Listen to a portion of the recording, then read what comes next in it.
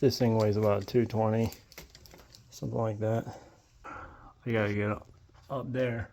So if you ever want to know how to do it by yourself, you just need some of this shit.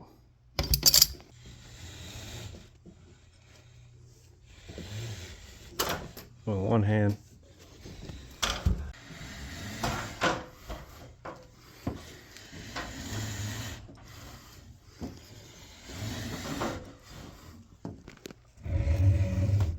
That's with one hand.